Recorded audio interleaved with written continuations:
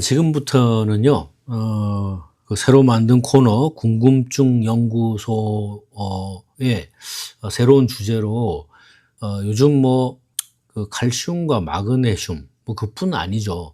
어떤 이영양제하고 이영양제를 같이 먹으면 안 된다. 그래서 같이 먹으면 안 되는 영양제 조합. 그래서 영상들이 굉장히 많습니다. 썸네일에서도 보여드렸는데, TV조선 내 몸 사용 설명서라든지, LGU, POGG 매거진, 좀 무슨 매거진인지 모르겠어요. 그런 거, 닥터 나우, 또 그 이외에도 그 약사분들 하는, 채널이라든지, 이런 데서 그런 얘기들을 많이 하는데, 문제는 뭐냐면, 이분들이 뭐에 대해서 어떤 문제가 있으면 요런 문제가 있어서 요렇게 이해를 해야 된다가 아니고 전부 그냥 공포 마케팅 하는 거예요. 칼슘하고 마그네슘 같이 먹으면 흡수가 안 되니까 같이 먹으면 안 돼요, 이렇게. 근데 사실 그런 게 아니라는 거죠. 그래서 오늘 칼슘과 마그네슘을 절대로 같이 먹지 말라는 그런 영상들의 그 진실은 무엇인가 하는 거에 대해서 여러분들하고 함께 공부하고, 그것뿐만이 아니고 실제로 더 중요한 것들이 있어요. 보충제와 약을 함께 먹을 때 조심해야 되는 것도 있습니다. 사실은 그런 게 더 아마 여러분들이 알아야 될 문제라고 생각합니다. 그럼에도 불구하고 그냥 자꾸 여러분들에게 그냥 겁박하는 거예요. 겁주는 거예요. 공포 마케팅만 하는 이런 흐름에 대해서 저는 참 우려하고 있다 하는 말씀을 드리지 않을 수가 없습니다. 자, 그러면 본격적으로 공부를 함께 해보도록 하겠습니다. 자, 팩트 체크를 먼저 하겠습니다. 칼슘과 마그네슘을 절대 같이 먹으면 안 된다. 자, 주장의 내용을 보면요, 칼슘은 플러스 이온을 2개 가지고 있고 마그네슘도 플러스 이온을 2개 가지고 있어요.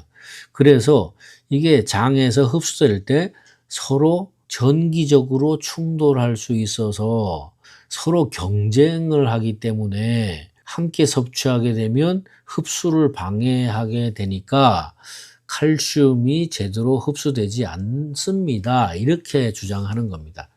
기본 내용은 그게 다예요. 이제 그걸 가지고 이렇게 저렇게 자꾸 얘기를 하는 거예요. 그런데 미국에서 National Institute of Health, 그러니까 보건연구원이라고 해야 되겠죠? 국립보건연구원, 그 ODS라는 것은 Office of Dietary Supplement.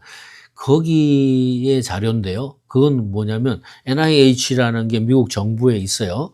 국립보건연구원이라는 기관이 있고, 그 밑에 그러니까 건강식품에 대해서만 담당을 하는 기관이 ODS예요. 이 ODS에서 하는 일은 뭐냐면 우리가 건강식품이라고 말하는 다양한 영양소에 대한 최신 연구 자료들, 이런 이슈들, 이런 것들을 집대성해서 평가를 하고, 거기에 대해서 이거는 정부 차원에서 이런 정도는 가이드라인을 제시해야 되겠다라고 했을 때 이제 그 전문가들한테 그걸 업데이트 해주고 하는 일을 하는 곳이 바로 NIH의 ODS입니다.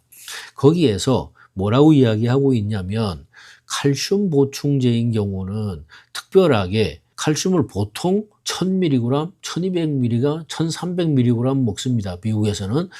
물론 나라에 따라서 다르긴 한데 이게 지금 굉장히 고용량으로 섭취하는 영양제, 미네랄이기 때문에 칼슘이 500mg 이상이 되면 근본적으로 흡수율이 떨어지더라. 그러니까 칼슘을 한 번에 많이 먹지 말고 조금씩 나눠 먹으세요. 그래서 한 번에 아무리 많이 먹어도 500mg을 넘기지 마세요라고 이야기하고 있는 거예요.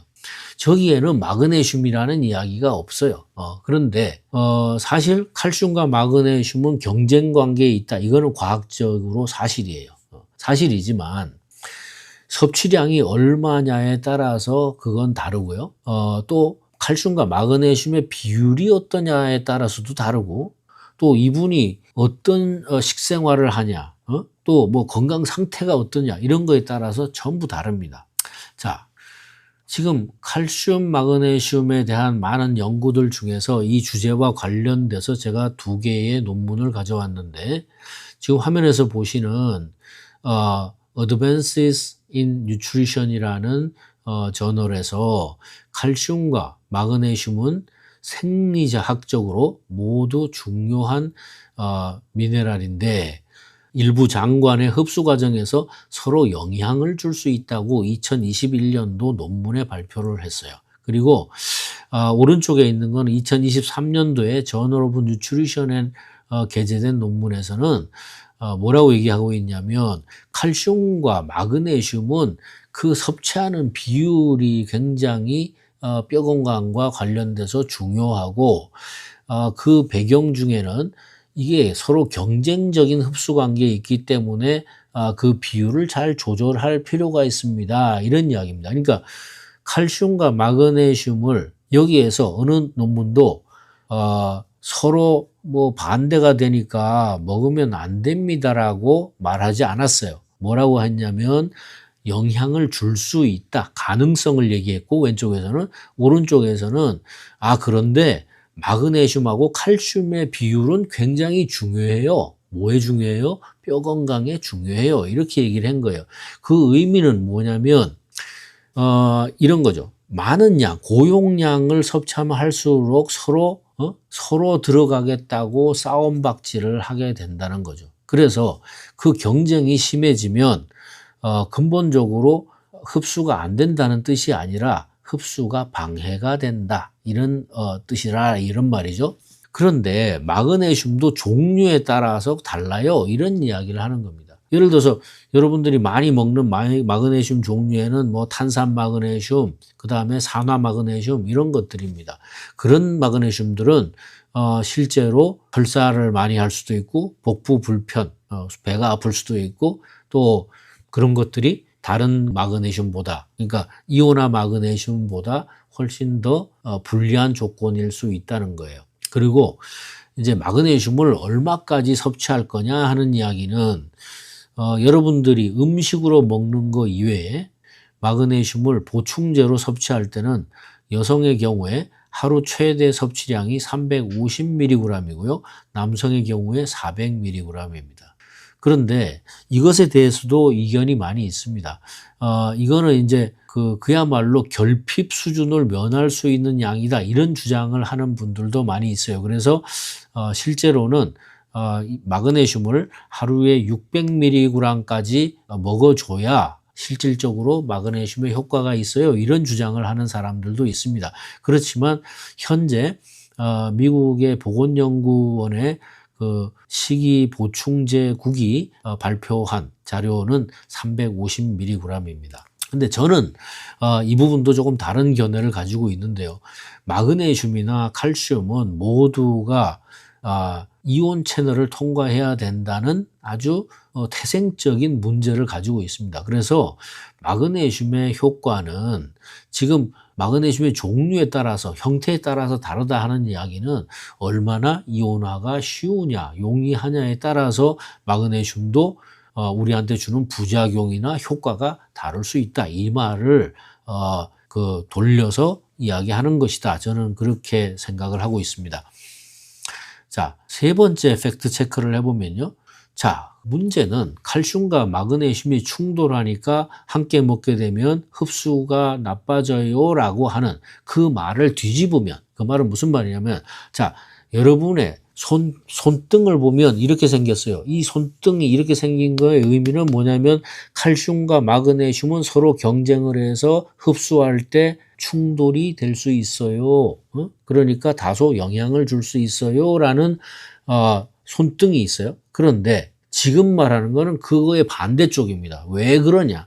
이 손바닥은 뭐냐면, 실상은 뭐냐면 칼슘은 마그네슘과 서로 기량작용을 한다고 하는 거예요. 제가 여러분들한테 늘 그런 말 하죠. 칼슘과 마그네슘은 뭐예요? 커플 미네랄이다. 서로 부부 관계다. 애인 관계다. 그렇잖아요. 부부 애인이란 게 뭐예요? 서로 일방이 뭘 하는 게 아니에요. 서로 도와주고 보충해 주는 관계예요.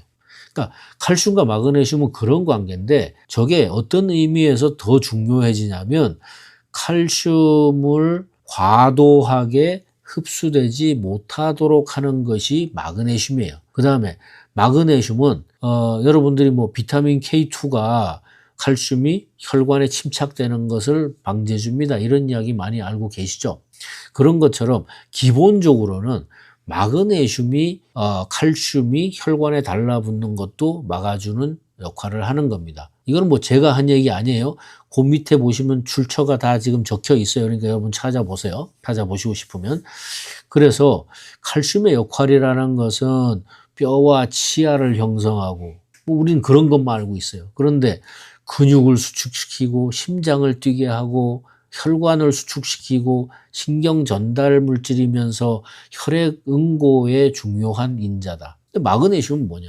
마그네슘은 비타민 D를 활발하게 일할 수 있도록 도와주고 부갑상선 호르몬 PTH를 조절해서 칼슘을 피 속에서 적절한 농도로 유지되도록 도와주죠. 그 결과로 해서 칼슘이 그 수축시킬 때 마그네슘은 이완을 시켜서 혈관과 근육이 정상적으로 수축 이완 작용이 일어나도록 하는 거죠.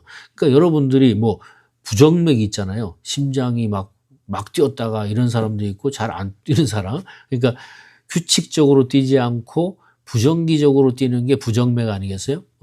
그러니까 그런 것은 무슨 문제냐면 칼슘과 마그네슘이 적절한 비율로 쿵짝을 못 해주기 때문이다. 이렇게 이해하시면 됩니다. 더군다나 칼슘만 많이 흡수되고 마그네슘이 부족해지면 근본적으로 비타민 D 기능이 저하가 되고요. 혈관과 그 연조직이라고 그러죠. 소프트 티슈라고 하는 그런 데에 석회화 위험성이 증가하고 결과적으로 뼈 건강이 이루어질 수 없다. 뭐 이런 이야기가 될 수 있겠죠. 그래서 칼슘과 마그네슘은 서로 경쟁 관계에 있기 때문에 절대 같이 먹으면 안 된다는 것은 지나친 과장이고 칼슘만 충분히 먹으면 된다고 말하는 것도 근거가 완전히 없는 거라는 거죠. 그래서 정확하게 말한다면 칼슘을 안전하고 효율적으로 이용하려면 적절한 마그네슘 상태가 굉장히 중요하다. 그래서 결론은 칼슘과 마그네슘은 적이 아니라 균형을 이루는 파트너이고 그것 때문에 우리는 칼슘을 부작용 없이 섭취를 해서 흡수를 해서 우리 장기가 정상적으로 움직일 수 있도록 만들어 가고 있다 하는 이야기입니다. 자, 그 다음 하나 더 중요한 한 가지가 있습니다. 칼슘 이온 채널을 조절하고 있습니다. 마그네슘은 그림에서 보는 것처럼 세포막 안에 존재할 때 마그네슘이 부족하게 되면 칼슘이 많이 들어옵니다. 마그네슘이 많으면 칼슘을 밀어냅니다. 그런 방법으로 칼슘의 흡수를 조절하고 있습니다.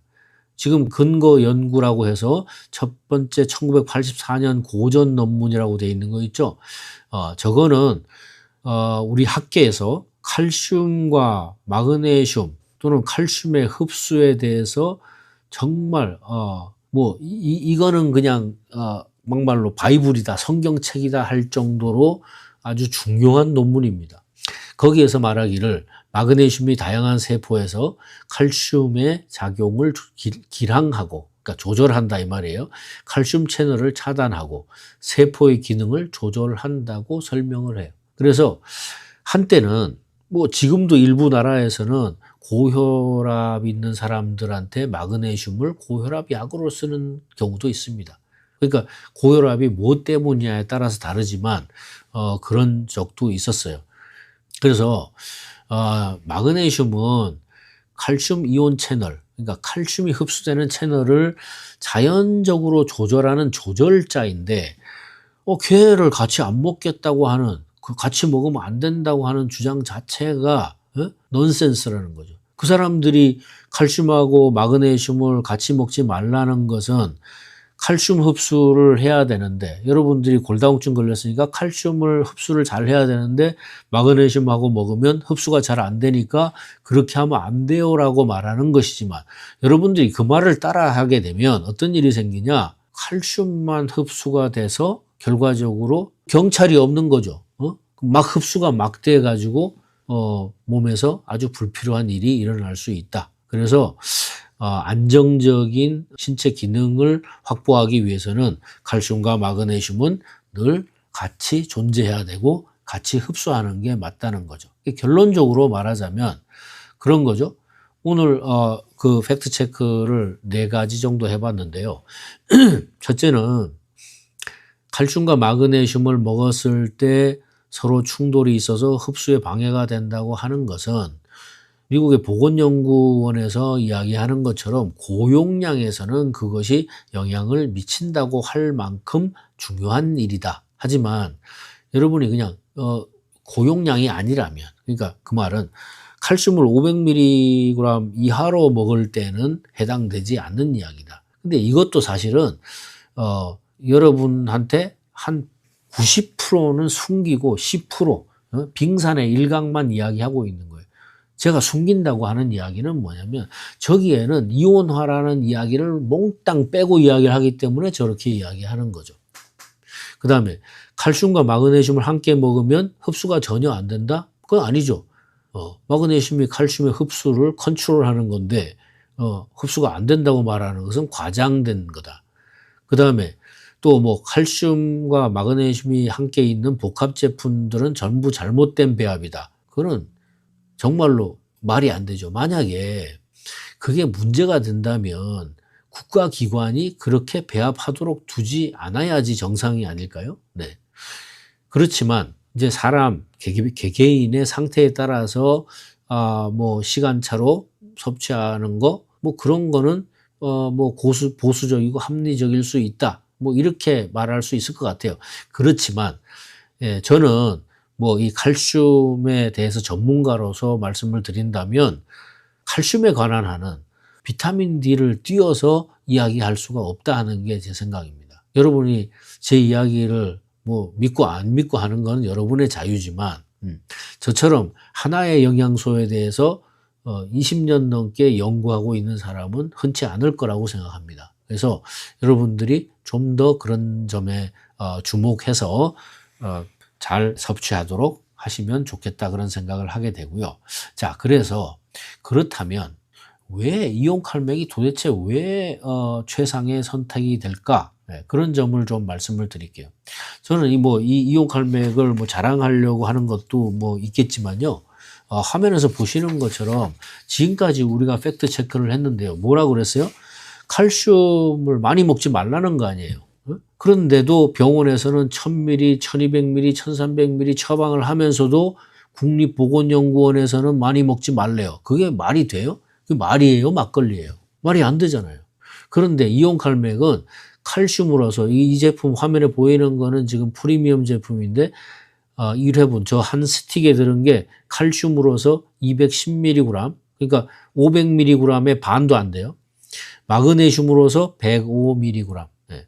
그래서 저게 칼슘과 마그네슘이 2대1의 비율로 되어 있고 저게 물에 들어가서 완전히 투명하게 용해가 되면서 이온화가 되기 때문에 여러분들이 비타민 D만 확실하게 보장한다 그러면 소장의 칼슘 이온 채널을 통해서 칼슘이 여러분들 섭취하는 저 칼슘 210mg이 그대로 온전히 흡수될 수 있다고 하는 것이죠. 그렇지만 이온화가 보장되지 않는 일반 칼슘 같은 경우는 얼마나 흡수될지 몰라요. 그러면 그거 다 어디로 가냐? 화장실로 가요. 그래서 미국 사람들이 과학자들이 그렇게 말하죠. 탄산칼슘이나 이런 이온화 안 되는 일반 칼슘을 보고 화장실에 가서 똥이 되는 쓰레기다. 제가 뭐 초기에 8년 전쯤에 누굽니까? 약사분, 약사분이 저 머리 허연 놈이 이상한 소리 한다고 그랬던 적이 있어요. 그런데 어쨌든 간에 그 이후로 제가 반박 영상을 이야기한 적이 있는데 그분이 다시 제 영상에 대해서 반박을 못하는 걸 보면 제 얘기가 틀렸다고 할 수 없겠죠. 예. 그 이외에도 뭐 의사분도 제 얘기에 대해서 반론을 했고 하지만 지금까지 제가 유튜브를 하는 8년 동안에 지금 만 8년이 넘었네요. 아무도 축하를 안 해줬네. 5월 23일이 만 8년이 돼서 만 8년인가? 그렇지. 이제 9년 차가 되는 것 같은데요. 뭐 하여튼 간에 그건 그렇고 그 뭐 채널이 날아가는 판인데 그래서 제가 축하받을 일을 못한 거 아닌가 그런 생각이 들긴 하네요. 그래서 하여튼 간에 제가 하고 싶은 이야기는 뭐냐면 여러분들이 정말로 뭐 인터넷에서 이런저런 이야기를 많이 듣잖아요. 그러면 물론 그분들이 저보다 뭐 구독자도 많고 뭐 100만 명 뭐 이렇게 되는 채널에서 칼슘 마그네슘 먹으면 뭐 흡수가 안 돼요. 그러니까 절대로 같이 먹지 마세요. 이런 얘기를 하잖아요. 그러니까 그거를 구독자 숫자와 비교해 가지고 믿는다. 그게 참 제가 안타깝다 그런 생각을 하고요. 제가 마저 얘기를 다 해야 되는데 그걸 마저 얘기를 안 했네. 그다음에 지금 그 이온칼맥은 오리지널 제품이 있는데요. 그 제품은 차이점은 없어요. 다른 거. 칼슘의 함량이 184, 마그네슘이 91, 그 차이밖에 없어요. 그 차이밖에 없고 저거의 차이는 뭐냐면 사실 184라는 숫자는 우리 닥터 건덜슨하고 제가 굉장히 오랜 시간에 걸쳐서 뭐 난상 토론 끝에 만든 숫자고 이제 프리미엄에서 210ml, 그러니까 184에서 210ml면요, 한 26mg 정도 올린 거예요. 그거 올리는데, 거의 20년이 걸린 거예요. 한 18년 정도의 세월이 걸렸어요. 왜냐하면, 우리가 과학적으로 그 문제에 대해서 서로 이견이 있으니까, 그것을 설득하고 서로가 정말로 안전한 칼슘의 섭취를 위해서 또는 효과적인 칼슘의 섭취를 위해서 우리가 어떤 걸 제공해야 될 건지에 대해서 그런 걸 합의하는데 칼슘 26mg을 더 먹는 거에 합의하는데 18년이 걸렸다고요. 그러니까 여러분들 칼슘을 뭐 쓰레기처럼 생각하시는지 모르지만 그런 게 아니라는 거 여러분들이 좀 아셨으면 좋겠고 지금 칼슘뿐만 아니고 같이 먹을 때 주의해야 될 영양제의 조합을 좀 말씀드리면 특히 중요한 게 칼슘하고 철분을 같이 먹을 때, 칼슘하고 아연을 같이 먹을 때, 그 다음에 철분하고 마그네슘을 같이 먹을 때, 철분하고 아연을 같이 먹을 때, 철분하고 커피나 녹차를 같이 먹을 때, 철분하고 우유 중에 칼슘이 많이 들어있는 칼슘 강화 우유를 먹는 경우, 그 다음에 고용량 아연, 고용량 아연이라면 아연을 100mg 이상 먹을 때를 아마 얘기할 거예요. 그거하고 구리를 같이 먹을 때, 이럴 때는 지금 써 있는 것처럼 대개 한 2시간에서 4시간 정도 간격을 두시면 좋겠다. 그런 말씀을 드리겠고요. 그 다음 한 가지 잘 언급되지 않는 것 중에 하나가 약과 영양제의 조합입니다. 갑상선 약을 드시는 분들은 칼슘하고 같이 먹게 되면 칼슘이 그 약의 성분, 갑상선 약의 성분과 결합을 해서 갑상선 약의 흡수를 줄일 수 있기 때문에 대부분은 갑상선 약을 공복에 먹어라 이렇게 얘기하잖아요. 그러면 만약에 아침에 일찍 갑상선 약을 드셨다면 이제 그 약이 권장하는 거는 대략 한 4시간 정도 시간을 둬라 이렇게 얘기하고 있고 이제 일부 항생제 같은 경우에 칼슘, 마그네슘, 아연 같은 미네랄을 먹을 때는 시간을 뭐 2시간 해서 6시간 정도 시간을 둬라 이런 거 있고 그다음에 와파린 약물을 드시는 분들은 비타민 K를 함께 먹게 되면은 항응고제 효과가 감소해서 의사하고 상담이 필수다 이렇게 얘기하는데요. 사실은 비타민 K는 K1도 있고 K2도 있잖아요. 그래서 K2는 칼슘의 흡수라든지 칼슘 침착이라든지 이런 거를 막아준다고 이제 섭취하도록 권장되고 있는 거고요. 비타민 K1이 사실은 그 칼슘과 함께 혈액의 응고에 관여를 해요. 그래서 비타민 K1이 이제 저 약의 작용을 약화시킬 수 있다 이렇게 얘기하는 거거든요. 근데 저는 저게 너무 좀 과잉됐다 이렇게 생각해요. 그 왜 그러냐면 여러분 그 녹색잎 채소 있죠? 야채 많이 드시는 분은 그 속에 비타민 K1이 많이 들어있어요. 그거 어떡할 거예요? 그러면 와파린 드시는 분은 채소 먹으면 안 되겠네? 거기에 엄청 많이 들어있는데 여러분들 비타민 K1을 영양제로 드시는 분 거의 없어요. 드셔봐야 뭐 마이크로그램 단위로 드세요. 그러니까 저는 그거 좀 과도한 경고다 이렇게 생각합니다. 그래서 저는 뭐 비타민 K하고 와파린 문제는 그렇게 동의하지 않습니다. 자, 지금까지 칼슘과 마그네슘 또는 뭐 어떤 영양제와 어떤 영양제 또는 약물 이런 것들의 충돌에 대해서 말씀을 드렸는데 오늘 공부하신 거는 사실은 우리가 어떤 주제를 놓고 그걸 어떻게 해석하고 어떻게 이해할 건가 하는 거에 대한 하나의 뭐 방법론이랄까 뭐 그런 것을 공부한 겁니다. 주위에도 많이 소개해 주시기 바랍니다. 자, 그럼 여러분 다음 시간까지 일주일 동안 건강하시기 바랍니다. 감사합니다. 안녕히 계십시오.